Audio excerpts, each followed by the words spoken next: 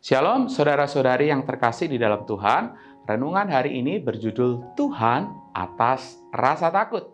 Bahan bacaan kita terambil dari Mazmur 27. Ada banyak hal yang membuat saudara takut.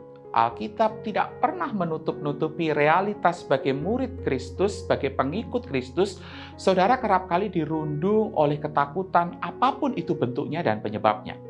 Dalam Mazmur ini, saudara bisa belajar bagaimana Daud menghadapi ketakutan dengan bersandar pada Tuhan. Apa artinya bersandar pada Tuhan? Bersandar pada Tuhan artinya saudara yakin akan karakter Tuhan. Ayat 1 sampai dengan ayat ketiga.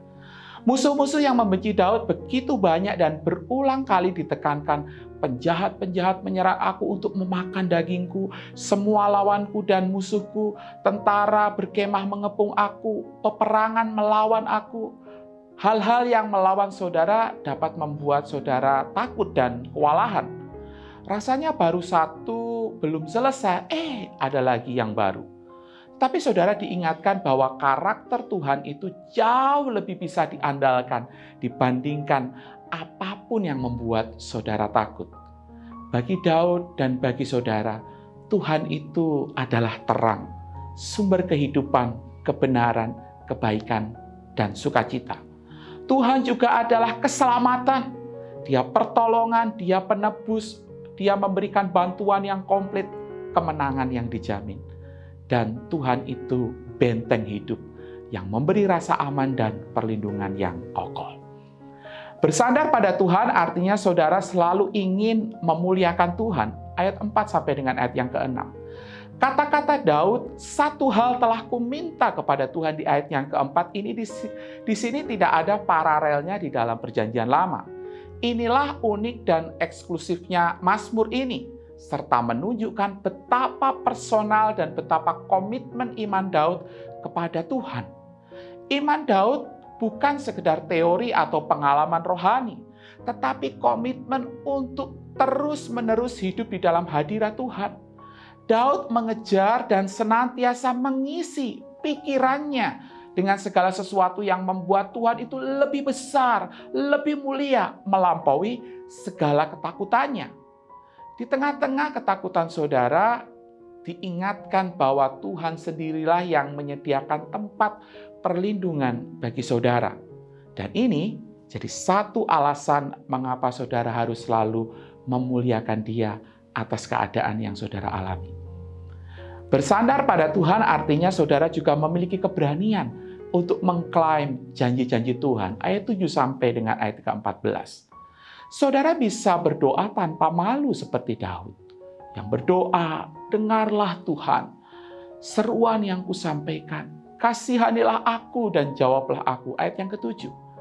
Melalui yang disampaikan ini, Daud sedang menggambarkan relasi yang dimilikinya dengan Tuhan Allahnya. Relasi inilah yang memberikan Daud keberanian untuk bukan saja mengklaim janji-janji Tuhan, tetapi berani untuk percaya bahwa Tuhan pasti akan memenuhi janji-janjinya.